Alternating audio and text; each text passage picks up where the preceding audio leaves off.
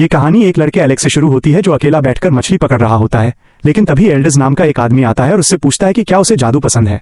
वह एलेक्स को प्रशिक्षण देना शुरू करता है और जब वो उसे एक मंत्र का उपयोग करना सिखा रहा होता है तो वो एलेक्स से कहता है कि वह उन दोस्तों के बारे में सोचे जो वह भविष्य में बनाएगा और कल्पना करे कि वे मुसीबत में हैं। एलेक्स उसके निर्देशों का पालन करता है और जादू करने में सफल हो जाता है, लेकिन वो सोचता है कि ये एक कठिन मंत्र था क्योंकि इसे सीखने में उसे पूरा दिन लग गया। लेकिन एल्डस टिप्पणी करता है कि इसे सीखने में अधिकांश लोगों को पूरा 1 महीना लग जाता और एलेक्स एक और मंत्र सीखने के लिए उत्साहित होता है, लेकिन वो एलेक्स से कहता है कि उनका आज का काम पूरा हो गया है। वो इसके बजाय मछली पकड़ते हुए आराम करने का फैसला करता है, लेकिन एलेक्स परेशान हो जाता है क्योंकि वो अपने मंत्रों का अभ्यास जारी रखना चाहता है। एल्डस बताता है कि एलेक्स में जादू की प्रतिभा है, इसलिए अगर वो कुछ नहीं भी करता है तो भी वो एक प्रथम श्रेणी का जादूगर बन जाएगा।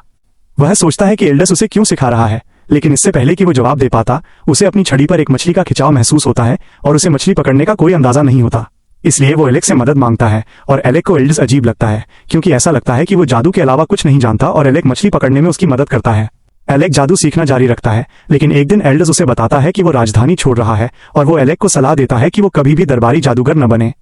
वो सोचता है कि एल्डस ने उसे जादू क्यों सिखाया, इसलिए वो बताता है कि ऐसा इसलिए है क्योंकि वो एलेक्स की दिवंगत मां के एहसानमंद है और वो एल्डस को जाते हुए देखता है। कई साल बाद एलेक्स को एल्डस के बारे में जानकारी मिलती है और उसे पता चलता है कि उसने अपनी कक्षा में टॉप किया था। वो एक दरबारी जादूगर बन गया, लेकिन उसे नौकरी से निकाल दिया गया और एलेक्स सोचता है कि क्या यही वजह थी कि वो दुखी दिख रहा था। एलेक्स एल्डस के नक्शे एकदम पर चलने का फैसला करता है और वो दरबार को बदलने की कसम खाता है, लेकिन दरबारी जादूगर बनने के बाद उसे भी नौकरी से निकाल दिया जाता है। युवराज रेगुलस उसे याद दिलाता है कि उसका काम अपने जादू से उनकी सहायता करना है, लेकिन पिछली लड़ाई के दौरान उसने उनकी मदद नहीं की। रेगुलस बताता है कि वो अग्रिम पंक्ति में लड़ रहा था जबकि अन्य सदस्यों ने अपना काम किया, लेकिन एलेक्स ने केवल सहायक जादू किया। वह अपने कार्यों के पीछे के कारणों को समझाने की कोशिश करता है, लेकिन रेगुलस उसकी बात सुनने से इनकार कर देता है और सोचता है कि एलेक्स केवल सहायक जादू का उपयोग करता है क्योंकि वो केवल यही कर सकता है। उनकी पार्टी की सदस्य लेनी टिप्पणी करती है कि एलेक्स उन्हें हमेशा पीछे हटने के लिए कहता है, इसलिए वो सोचती है कि वो बस कालकोठरी में और गहराई तक जाने से डरता है। वो बताती है कि उन्होंने उसे राजा के आदेश पर पार्टी में शामिल होने दिया, लेकिन रेगुलस अपनी सीमा तक पहुंच गया है और वो एलेक्स जैसे निकम्मे के साथ कालकोठरी को साफ करते करते थक गया है। रेगुलस जानता है कि एलेक्स ने मैजिक अकादमी में उत्कृष्ट प्रदर्शन किया और एक दरबारी जादूगर बन गया, लेकिन वो दूसरों की मदद के बिना कभी भी कुछ हासिल नहीं कर पाया। एलेक्स बताता है कि वो उससे बात करना चाहता है, लेकिन रेगुलस देखता है कि वो एक कटार लिए हुए है, जिससे वो नाराज हो जाता है क्योंकि आम लोगों को हथियार रखने की अनुमति नहीं है, इसलिए वो इसे एलेक्स से ले लेता है। एलेक्स सोचता है कि उसे आगे की मंजिलों पर हथियारों की जरूरत होगी, जिससे रेगुलस चिढ़ जाता है और वो टिप्पणी करता है कि उसकी पार्टी में हर किसी को बस वही करना चाहिए जो उन्हें बताया जाता है। वो एलेक्स का लबादा हटा देता है और कहता है कि वो दरबारी जादूगर बनने लायक नहीं है और वे उसे पीछे छोड़ देते हैं। उसके बाद एलेक्स सोचता है कि उसने सब कुछ शोध किया ताकि यह सुनिश्चित हो सके कि वो जानता है कि रेगुलस को क्या चाहिए, क्योंकि वो जानता है कि अगर वे 30वीं मंजिल पर जाते हैं तो रेगुलस मर सकता है। उसने हर तरह से उनकी मदद करने की कोशिश की क्योंकि वो चाहता था कि वे उस पर भरोसा करें, लेकिन उसे एहसास हुआ कि ये सब व्यर्थ था। वह सोचता है कि रेगुलस की मदद करने के लिए अभी भी समय हो सकता है क्योंकि राजा ने उसे पार्टी की मदद के लिए काम पर रखा था, इसलिए वो एक योजना के साथ महल जाता है। लेकिन गार्ड उसे अंदर जाने से रोकते हैं क्योंकि उसे दरबारी जादूगर के पद से हटा दिया गया है और लेनी उसे याद दिलाती है कि उसे निकाल दिया गया था, इसलिए अब वो सिर्फ एक आम आदमी है। वो सोचती है कि यह अफवाह कि वो अकेले 68वीं मंजिल तक गया था पूरी तरह से झूठी है क्योंकि 38वीं मंजिल से आगे कोई नहीं गया है।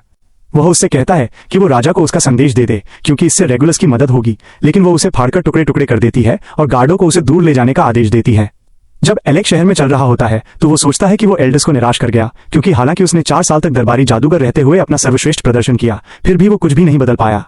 उसकी मुलाकात उसकी दोस्त योरा से होती है जो तुरंत उसे गले लगा लेती है और वो उसे सब कुछ बताता है जो हुआ। वो उससे माफी मांगता है क्योंकि उसका मूड ठीक नहीं है, हालांकि वे 4 साल से नहीं मिले हैं, लेकिन वो बताती है कि वो भी नफरत करती है कि हर कोई अभी भी आम लोगों और रईसों के बारे में पुरानी बातों पर विश्वास करता है। वो चिंतित है कि कोई उन्हें सुन लेगा क्योंकि वो जोर से बात कर रही है, लेकिन वो उसे शांत होने के लिए कहती है क्योंकि उनके आसपास कोई नहीं है। वह उससे कहती है कि वो खुश है कि उसके साथ जो कुछ भी हुआ और उसे उस समय की याद दिलाती है जब उसने कहा था कि वो ये सुनिश्चित करेगी कि वो उसकी पार्टी में शामिल हो जाए। वो बताती है कि वह उसे अपने साथ आने के लिए आमंत्रित करने के लिए ही राजधानी आई थी और वह उसे बताता है कि वह सिर्फ एक बेकार दरबारी जादूगर है, लेकिन वह बताती है कि वह उसकी पार्टी को केवल वही चाहिए। वह टिप्पणी करती है कि उसके पिछले सभी पार्टी सदस्य राजधानी आने की योजना बना रहे हैं और उसे उनसे जुड़ने के लिए मनाने की कोशिश करेंगे, लेकिन अगर वह अभी भी दरबारी जादूगर रहना चाहता है तो वे उसे मजबूर नहीं करेंगे। ये सुनकर वो रो पड़ता है और वो उसके साथ जाने के लिए सहमत हो जाता है, इसलिए वो अपनी पार्टी में उसका स्वागत करती है। जब वे एक रथ पर होते हैं तो योरा एलेक्स से कहती है कि अगर वो चाहे तो सो सकता है क्योंकि वे अभी भी अपनी मंजिल से बहुत दूर हैं। वो सोचती है कि क्या कोई बात उसे परेशान कर रही है, लेकिन वो बस इस बारे में सोच रहा है कि एल्डस सही था क्योंकि उसने उसे कभी भी दरबारी जादूगर न बनने के लिए कहा था। इस बीच लेनी रेगुलस को बताती है कि एलेक राजधानी छोड़ चुका है और वो बताता है कि एलेक अकादमी का अब तक का सबसे महान छात्र था, इसलिए वो उसके साथ काम करने के लिए उत्साहित था। लेकिन पता चला कि एलेक तो बस एक कायर था। वो टिप्पणी करती है कि उसकी जगह एक रईस का बेटा लेगा और वो सोचती है कि जब वे कालकोठरी जीत लेंगे तो पूरी दुनिया रेगुलस का नाम जान जाएगी। एलेक और योरा फिजल के कालकोठरी शहर पहुंचते हैं और वो वहां कई साहसी लोगों को देखकर हैरान होता है, इसलिए वो बताती है कि यह एक महान शहर है क्योंकि यहाँ के लोग साहसी लोगों के प्रति पक्षपाती हैं।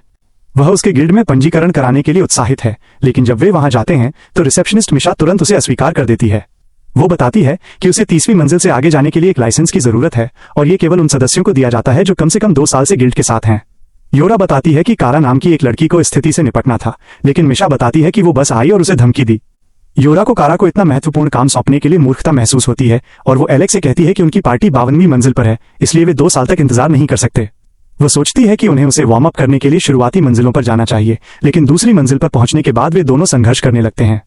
वह उस पर एक बूस्ट मंत्र का उपयोग करती है और वो अपने आसपास के राक्षसों को हरा देता है, लेकिन उनकी संख्या बढ़ती ही जा रही है। वो सोचता है कि ऐसा इसलिए है क्योंकि किसी चीज ने उनके घोंसले को परेशान किया होगा, इसलिए वो अपने सामने एक ढाल बनाती है और आगे बढ़ने लगती है। वह उसे अकेले अंदर जाने से रोकने की कोशिश करता है, लेकिन वो जानती है कि वो अपनी पूरी ताकत पर नहीं है क्योंकि राक्षस आमतौर पर उसके लिए कोई समस्या नहीं होते हैं। वो खुद से कहता है कि वो अब दरबारी जादूगर नहीं है, इसलिए उसे योरा को बचाने के लिए कुछ भी करना होगा और वो राक्षसों पर आग के गोले दागना शुरू कर देता है। वे तुरंत उसे घेर लेते हैं, इसलिए योरा अपनी बाधा से उसकी रक्षा करती है और वो उन्हें खत्म करने के लिए बिजली बुलाता है। अचानक एक विशाल कृमि प्रकट होता है और योरा को पकड़ लेता है, लेकिन एलेक उसे जलाकर राख कर देता है बिना उसकी चिंता किए, क्योंकि उसे विश्वास है कि वह खुद को बचाने में सक्षम होगी और वह खुश है कि वह अपने सामान्य रूप में वापस आ गया है। हम वापस तब जाते हैं जब उन्होंने अपने अकादमी के दिनों में एक राक्षस से लड़ाई की थी और वो अपने मौलिक सांस से योरा की पार्टी पर हमला करता है, इसलिए वो अपने जादू से उसे रोकती है।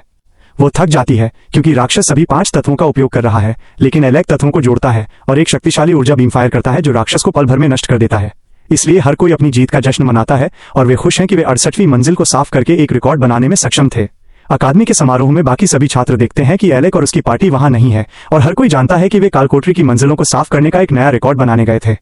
वे सोचते हैं कि क्या उन्हें कुछ हुआ है और छात्रों को लगता है कि उन्हें इतना जोखिम भरा काम नहीं उठाना चाहिए था, लेकिन वे अचानक आ जाते हैं। हर कोई यह देखकर चौंक जाता है कि उन्होंने 68वीं मंजिल को साफ कर दिया है और रोसा नाम की एक लड़की उन्हें उनकी डिग्री प्रदान करती है। वे उसे उसके उपनाम से बुलाना शुरू कर देते हैं, जिससे वो नाराज हो जाती है और वो उनके सिर पर मुक्का मारती है, लेकिन वे अभी भी उसे चढ़ाते रहते हैं। उसके बाद एलेक अपने पार्टी के सदस्यों को बताता है कि वो एक दरबारी जादूगर बनने की योजना बना रहा है और कारा सोचती है कि यह एक अच्छा फैसला है क्योंकि इससे उसे बहुत पैसा मिलेगा।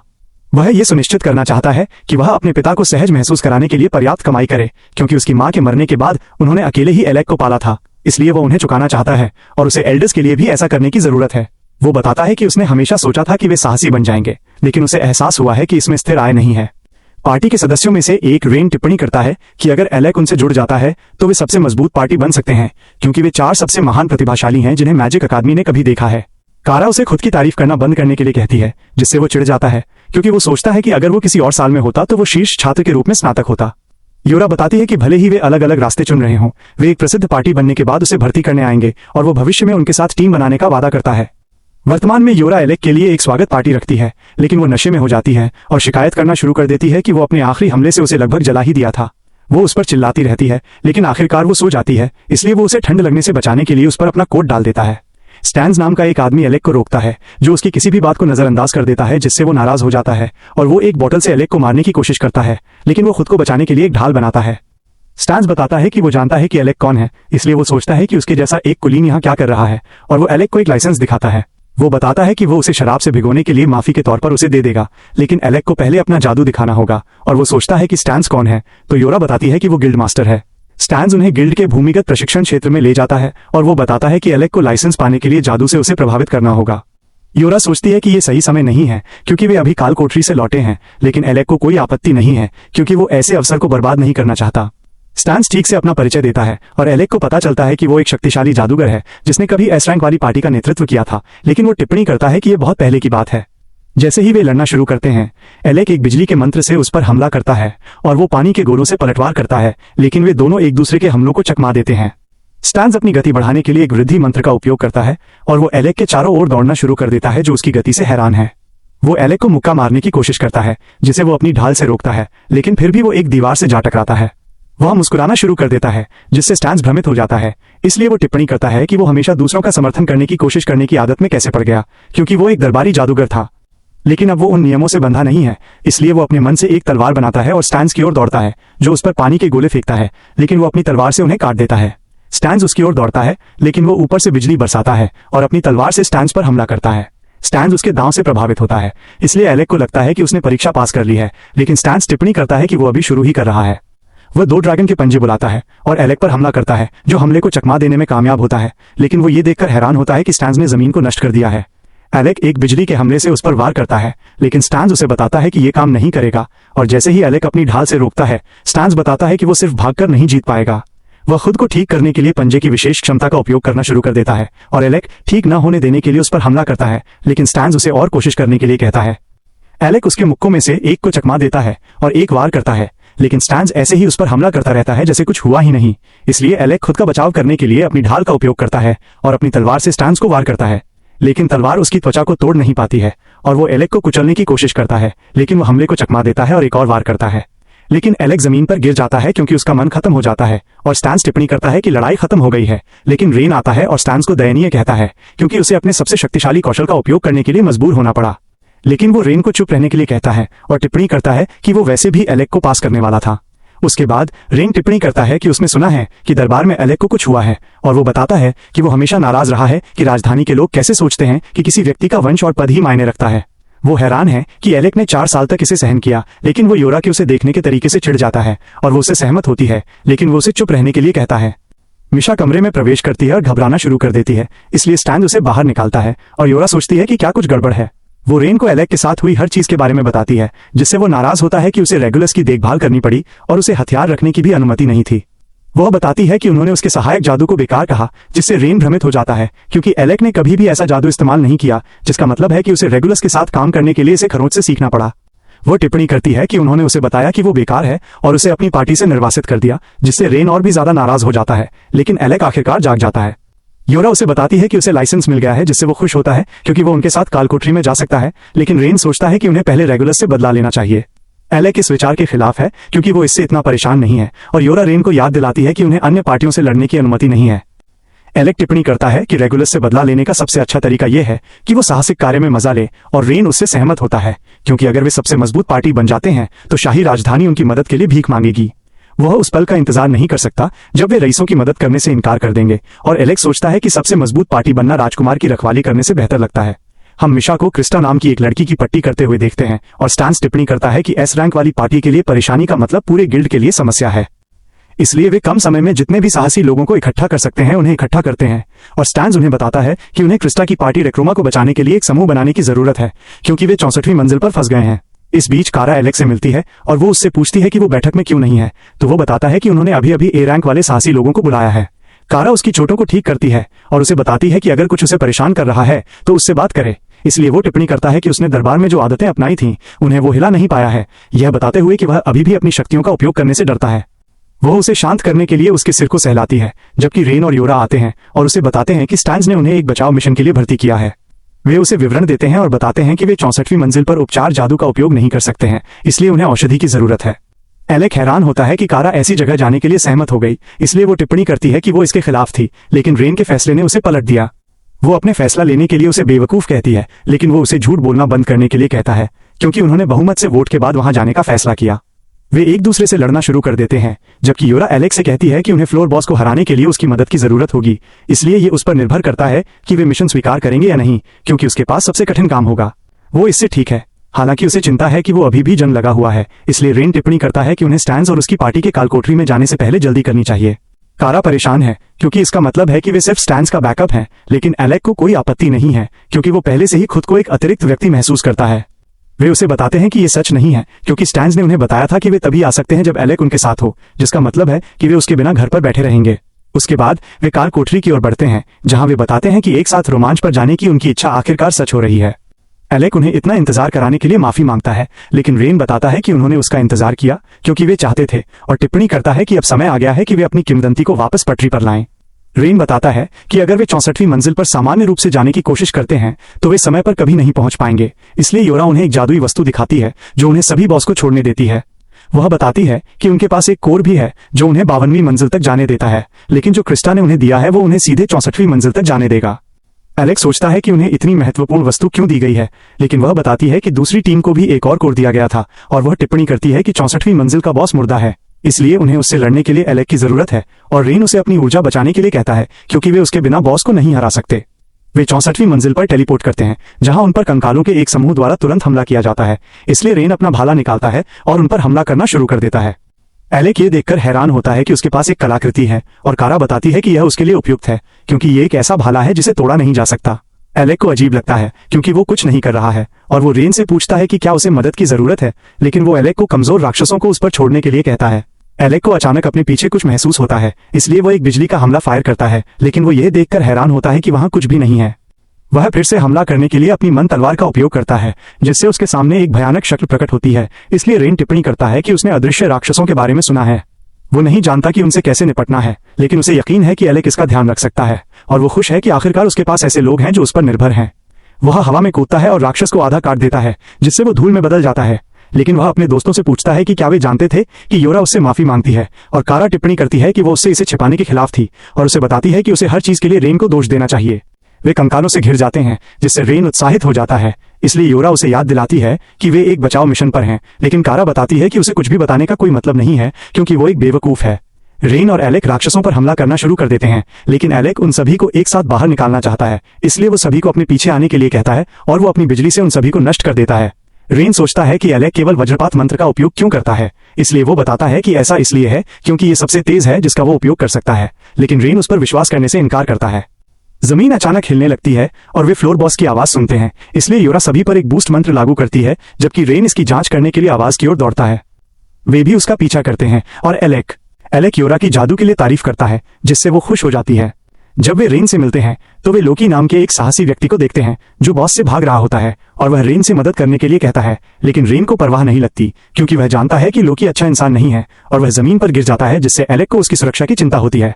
लेकिन कारा उसे शांत करती है क्योंकि वो जानती है कि लोकी इसी तरह लड़ता है और जैसे ही राक्षस उसके करीब आता है वो उसके जाल में फंस जाता है और आग के जादू से मारा जाता है, इसलिए वो उस पर हंसना शुरू कर देता है। लेकिन जब वो उस पर आग की सांस मारता है तो वो चौंक जाता है और रेन उसे लगने से पहले बचाने में कामयाब होता है। राक्षस का ध्यान एलेक की ओर जाता है और वो उसे कुचलने की कोशिश करता है, इसलिए योरा उसे अपनी ढाल से बचाती है। वो रेन और लोकी की ओर दौड़ना शुरू कर देता है, इसलिए एलेक उसे अपने वज्रपात से मारता है, लेकिन वो अभी भी उनका पीछा करता रहता है। रेन अचानक दूसरों की ओर दौड़ना शुरू कर देता है और वो लोकी को कारा की ओर फेंकता है, इसलिए योरा उसे सुरक्षित जगह पर ले जाने के लिए कहती है। रेन योरा को आदेश देने के लिए कहता है, इसलिए वो बताती है कि वे राक्षस को रोकेंगे जबकि एलेक उसे खत्म कर देगा। योरा रेन पर एक सहायक जादू लागू करती है जो बॉस की ओर दौड़ता है और वो उसे जमीन पर गिराने की कोशिश करता है, लेकिन वो हमले को चकमा देता है और अपने भाले से उसे मारता है। राक्षस फिर भी उसे हवा में फेंकने में कामयाब होता है और वो उसे कुचलने वाला होता है, लेकिन योरा उसे अपनी ढाल से बचाती है। एलेक उस पर हमला करने के लिए अपने जादू के घेरे तैयार करता है जो लोकी को प्रभावित करता है क्योंकि वो जानता है कि केवल प्रतिभाशाली जादूगर ही एक साथ 5 मंत्र डाल सकते हैं, लेकिन जब एलेक एक ही समय में 20 मंत्रों का उपयोग करता है तो वो चौंक जाता है। रेन राक्षस की पूंछ पर वार करता है जबकि एलेक बिजली से उसे उड़ाने के लिए सभी जादू के घेरे का उपयोग करता है, लेकिन राक्षस को हराने के लिए यह अभी भी पर्याप्त नहीं है। वो अपनी आग की सांस लेने की तैयारी करता है, इसलिए कारा अपने तीर की बारिश से उस पर हमला करती है जो उसे जमीन पर धकेल देता है, जबकि योरा उसे अपनी जंजीरों से बांध देती है। रेन अपने भाले से राक्षस के सिर पर वार करता है जबकि एलेक अपना सीलिंग मंत्र सक्रिय करता है, लेकिन वो यह देखकर हैरान होता है कि इस स्थिति को देखते हुए वो कितना शांत है। वह अभी भी अपनी आग की सांस लेने की तैयारी करता है, लेकिन एलेक को लगता है कि उसने गलत फैसला लिया है क्योंकि उसके पास एक विशेष कौशल है जिसका उपयोग केवल वही और एल्डर्स कर सकते हैं। वह आग की लपटों को राक्षस पर वापस परावर्तित करता है जिससे वो फट जाता है, लेकिन वह अभी भी नीचे रहने से इनकार करता है। वो एक बार फिर से उस पर हमला करने की तैयारी करता है, लेकिन वो उसे एक नरक की आग से जला देता है जबकि रेन उसके सिर को आधा काट देता है। वे अपनी जीत का जश्न मनाते हैं, लेकिन लोकी उन्हें रोकता है और बताता है कि वो जानता है कि एलेक कौन है। वो टिप्पणी करता है कि ऐसी अफवाहें हैं कि वो जादूगर है जिसने एक हाइड्रा को हराया था और ऐसे लोग हैं जो सोचते हैं कि ये सच नहीं है, लेकिन लोकी को एलेक पर विश्वास है क्योंकि उसने देखा है कि वो कितना शक्तिशाली है। एलेक बताता है कि वो अब दरबारी जादूगर नहीं है, जिससे लोकी चौंक जाता है और उसे लगता है कि दरबार उसे जाने देने के लिए बेवकूफ है। लोकी मदद के लिए योरा को धन्यवाद देता है और वो उसे आश्वासन देता है कि उसका कप्तान उसे चुकाएगा, लेकिन वो बताती है कि वो कभी भी अपने दम पर कुछ नहीं करता है। वह उनसे औषधि भी देने के लिए कहता है क्योंकि उसने अपनी पार्टी को वो सब कुछ दे दिया जो उसके पास था, और वो टिप्पणी करता है कि वे अभी भी कठिन फ्लोर बॉस से लड़ रहे होंगे, जिससे हर कोई हैरान होता है। उन्हें पता चलता है कि 2 फ्लोर बॉस हैं और वो बताता है कि उसे कम आईक्यू वाले को विचलित करने का आदेश दिया गया था, इसलिए कारा को लगता है कि यह उसके लिए एकदम सही काम था। वो बताता है कि दूसरा फ्लोर बॉस काले कवच में ढके एक शूरवीर जैसा है, लेकिन इसके अंदर कुछ भी नहीं हो सकता है, जिसका मतलब है कि राक्षस खुद कवच हो सकता है। वह सोचता है कि शारीरिक हमला इसे नुकसान नहीं पहुंचाएगा और वो एलेक को एक कलाकृति देता है जो एक हथियार में बदल जाती है और उसे बताता है कि उसे गहरी मंजिलों पर बॉस से लड़ने के लिए इसकी जरूरत है। रेन को लोकी पर संदेह होता है क्योंकि वो कभी भी मुफ्त में चीजें नहीं देता है और योरा को लगता है कि वो एलेक को फ्रंटलाइन फाइटर में बदलने की कोशिश कर रहा है।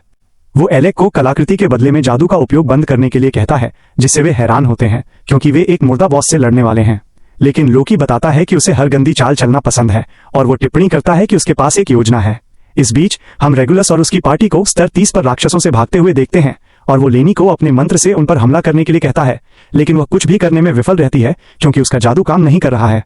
वह अपने साथियों को बेकार कहता है और अपनी तलवार कौशल से राक्षसों को हराने की कोशिश करता है, लेकिन वे उसे आसानी से गिरा देते हैं। उसके पार्टी सदस्य पीछे हटने का फैसला करते हैं और जब वे उसे दूर ले जाते हैं तो वो सोचता है कि वो स्तर 30 के राक्षस को भी क्यों नहीं हरा सकता। उसे एहसास होता है कि एलेक को निकालने के बाद से वो संघर्ष कर रहा है, इसलिए उसे लगता है कि एलेक ने उसे शाप दिया होगा और वो जो हो रहा है उसके लिए उसे दोषी ठहराता है। उसके बाद रेगुलस वॉल्गिन नाम के एक आदमी के पास जाता है जो उसे आश्वासन देता है कि उसे शाप नहीं दिया गया है, लेकिन वह इस पर विश्वास करने से इनकार कर देता है। वो जानता है कि अगर वॉल्गिन सच कह रहा है तो इसका मतलब होगा कि जो कुछ भी हुआ वो उसकी गलती थी, लेकिन उसे लगता है कि यह असंभव है और उसे विश्वास है कि उसे शाप दिया गया है। वह विश्वास नहीं कर सकता कि वह स्तर 30 से आगे नहीं निकल पाया, इसलिए वॉल्गिन बताता है कि ऐसा इसलिए है क्योंकि वह वहां सहायक जादू का उपयोग नहीं कर सकता है। लेकिन रेगुलस टिप्पणी करता है कि उसे ऐसी चीजों की जरूरत नहीं है क्योंकि केवल कायर ही इसका उपयोग करते हैं। वह सोचता है कि अगर एलेक ने उसे शाप नहीं दिया तो उसने कुछ और किया होगा, लेकिन वॉल्गिन हैरान है कि एलेक ने रेगुलस को यह नहीं बताया कि वो स्तर 30 पर जादू का उपयोग नहीं कर सकता है। वह सोचता है कि वो एलेक के बारे में क्यों पूछ रहा है, इसलिए वो टिप्पणी करता है कि ऐसा इसलिए है क्योंकि एलेक उन महान छात्रों में से एक है जिसने स्तर 68 साफ किया, लेकिन वह वॉल्गिन को बताता है कि यह सिर्फ एक अफवाह है जिसे आम लोगों ने शुरू किया था। एक आदमी रेगुलस को बताता है कि राजा ने उसे बुलाया है और जब वे उसे देखने जाते हैं तो वो रेगुलस से पूछता है कि क्या उसने एल्डस के बारे में सुना है, लेकिन उसे कोई अंदाजा नहीं है कि एल्डस कौन है। इसलिए राजा टिप्पणी करता है कि वो एक दरबारी जादूगर है जिसे उसने राज्य से निकाल दिया था क्योंकि वो पूरी तरह से बेवकूफ था। हमें पता चलता है कि उसने राजा से कहा था कि अगर उसने दरबार की स्थिति नहीं बदली तो उनका राज्य एक ऐसी दुविधा में पड़ जाएगा जिसे ठीक नहीं किया जा सकता। इसलिए रेगुलस को लगता है कि वो शाही लोगों को नीचा दिखाने के लिए निर्वासित होने के लायक है और राजा बताता है कि एल्डस के एक रईस के रूप में अपना दर्जा खोने के बाद वो एक आम आदमी के रूप में मैजिक अकादमी गया। उसने अपने कौशल से सभी को प्रभावित किया और उसने दरबारी जादूगर के रूप में वापस आने के लिए शीर्ष स्नातक के रूप में अपने विशेषाधिकार का उपयोग किया। वो 1 साल बाद गायब हो गया, लेकिन महल में बिताए समय के दौरान वो अजीब बातें कहता था जिससे बहुत से लोग उसे नापसंद करते थे। उसने राजा को आम लोगों के बारे में अपनी राय बदलने के लिए भी मनाने की कोशिश की क्योंकि वे बेकार हैं, ये बताते हुए कि उनमें से एक ने उसकी जान बचाई थी। राजा रेगुलस से पूछता है कि क्या वो जानता है कि उसने उसे कालकोठरी में क्यों भेजा और उसे लगता है कि यह सुनिश्चित करने के लिए था कि उसे अनुभव मिले, लेकिन राजा उसे बताता है कि वो गलत है, ये बताते हुए कि वो जानना चाहता था कि क्या एल्डस सही था और सोच रहा था कि राज्य को बदलने का समय आ गया है। रेगुलस को समझ नहीं आता कि वो क्या कहने की कोशिश कर रहा है, इसलिए वो नागरिक रोजगार प्रणाली को बदलने के बारे में सोचता है ताकि यह सुनिश्चित हो सके कि हर प्रतिभाशाली व्यक्ति का मूल्यांकन समान रूप से किया जाए, चाहे उनकी उत्पत्ति कुछ भी हो। रेगुलस को नहीं लगता कि ये बुद्धिमानी है क्योंकि राजा ने उसे सिखाया था कि एक आम आदमी से मदद लेना शर्म की बात है और वो बताता है कि उसकी चोटें इस बात का सबूत हैं कि राजा गलत है। वो टिप्पणी करता है कि उसके साथ जो कुछ भी हुआ वो एलेक की वजह से हुआ, लेकिन राजा उसे वे नोट्स दिखाता है जिन्हें एलेक ने देने की कोशिश की थी और रेगुलस ये देखकर चौंक जाता है कि यह स्तर 30 को कैसे हराना है। इस पर एक गाइड है। वो बताता है कि वो अच्छा महसूस नहीं कर रहा है, इसलिए वो जाने का फैसला करता है और राजा वोगन को उसका ध्यान रखने के लिए कहता है। रेगुलस कमरे से बाहर निकल जाता है और वो रोना शुरू कर देता है क्योंकि उसे पता चलता है कि एलेक बेकार नहीं था और वो सोचता है कि वो इतना अक्षम था कि एलेक ने उसे कभी सच नहीं बताया। इस बीच एलेक टिप्पणी करता है कि कलाकृतियों में जादू होता है, लेकिन जादू का उपयोग किए बिना एक मुर्दा राक्षस को हराना असंभव है क्योंकि वे शारीरिक हमलों से प्रतिरक्षित होते हैं। रेन लोकी को उन्हें आदेश देना बंद करने के लिए कहता है, लेकिन वो उन्हें शांत करता है और बताता है कि वो नहीं चाहता कि एलेक पूरी लड़ाई के दौरान जादू का उपयोग बंद कर दे। इसलिए योरा को पता चलता है कि वो राक्षस को ये सोचने पर मजबूर करने की कोशिश कर रहा है कि एलेक एक फाइटर है और कारा बताती है कि यह एक बुरा विचार नहीं है, लेकिन उसे लगता है कि एक राक्षस के साथ दिमाग का खेल खेलने का कोई मतलब नहीं है। इसलिए लोकी बताता है कि उसके पास बुद्धिमत्ता है जिससे वे हैरान होते हैं और जब तक वे इसे अपनी आंखों से नहीं देख लेते तब तक उन्हें विश्वास करना मुश्किल लगता है। वह टिप्पणी करता है कि वह उन्हें आदेश देने की कोशिश नहीं कर रहा है और वो बस एलेक को तब तक जादू का उपयोग किए बिना लड़ने के लिए कहता है जब तक वो संकेत नहीं देता, इसलिए एलेक उसकी योजना से सहमत होता है। वो कारा से टेलीपोर्टेशन जादू में भी मदद करने के लिए कहता है, इसलिए वो उसे याद दिलाती है कि यह एक राष्ट्रीय गुप्त जादू है, लेकिन उसे लगता है कि अगर किसी को पता नहीं चलता है तो इससे कोई फर्क नहीं पड़ता। जैसे ही वे एक जादू के घेरे पर काम करना शुरू करते हैं, एलेक सोचता है कि लोकी किस तरह का व्यक्ति है, इसलिए योरा बताती है कि वे उस पर भरोसा नहीं कर सकते हैं, लेकिन वे अभी भी उस पर निर्भर रह सकते हैं। वो बताती है कि कुछ साल पहले वो एक खतरनाक कालकोठरी में एक खोज दल का कमांडर था और उसकी बदौलत हर कोई सुरक्षित लौट आया। वह लोकी पर विश्वास करने का फैसला करता है और वो रेन को एक स्पारिंग मैच के लिए चुनौती देता है, लेकिन उसे लगता है कि एलेक ने अपना स्पर्श खो दिया है, इसलिए वो उस पर आसान होने का वादा करता है। लोकी यह देखकर हैरान होता है कि वे कितने करीब हैं। भले ही वे 4 साल बाद टीम बना रहे हों, इसलिए कारा टिप्पणी करती है कि ऐसा इसलिए है क्योंकि वे एक दूसरे को लंबे समय से जानते हैं। जैसे ही वे जादू के घेरे को सक्रिय करते हैं, लोकी बताता है कि वे केवल उन जगहों पर टेलीपोर्ट कर सकते हैं जिन पर चिन्हित किया गया है, और वो उन्हें सतर्क रहने के लिए कहता है। रेन को उदासीनता महसूस होती है, भले ही उनके साथ एक अतिरिक्त व्यक्ति हो, इसलिए लोकी मजाक करता है कि अगर रेन वहां नहीं होता तो उनकी टीम एकदम सही होती। वे बॉस के सामने टेलीपोर्ट करते हैं और वे लोकी की पार्टी के 2 सदस्यों को उससे लड़ते हुए देखते हैं, लेकिन उनके कोई भी हमले उसके खिलाफ काम नहीं करते हैं। रेन उसकी ओर दौड़ता है, लेकिन वो उसके भाले को रोकता है और एलेक पीछे से उस पर घात लगाने की कोशिश करता है, इसलिए वो उसके हमले को चकमा देने के लिए हवा में कूद जाता है। वे एक दूसरे से टकराते रहते हैं और जैसे ही राक्षस रेन के हमले से बचने के लिए फिर से कूदता है, वह उसे जगह पर पकड़ने के लिए उसके लबादे पर वार करता है, जबकि एलेक उसका सिर काट देता है। उन्हें लगता है कि लड़ाई खत्म हो गई है, लेकिन राक्षस सिर हटा दिए जाने के बावजूद चलता रहता है और वो एलेक पर झपटता है, जो उसके हमले को रोकने के लिए संघर्ष करता है। उसे पता चलता है कि वो मजबूत और तेज हो गया है, जिसका मतलब है कि वो पहले पीछे हट रहा था, और योरा उसकी ताकत बढ़ाने के लिए रेन को बफ करती है। वो अपना भाला राक्षस की ओर बढ़ाता है और वो उसके हमले को रोकता है, लेकिन एलेक मौके का फायदा उठाकर अपनी तलवार से उसे मारता है और वो जमीन पर गिर जाता है। राक्षस वापस खड़ा होता है और अपना सिर लगा लेता है और वो एलेक को हवा में फेंक देता है, लेकिन योरा उसे दीवार से टकराने से रोकने के लिए अपनी ढाल बुलाती है। लोकी टिप्पणी करता है कि उन्हें उसे 5 मिनट के लिए रोकना होगा, इसलिए एलेक एक औषधि पीता है और उससे लड़ने के लिए वापस जाता है, लेकिन जैसे ही योरा उसके साथ जाने की कोशिश करती है, लोकी उसे इसके बजाय उसकी मदद करने के लिए कहता है।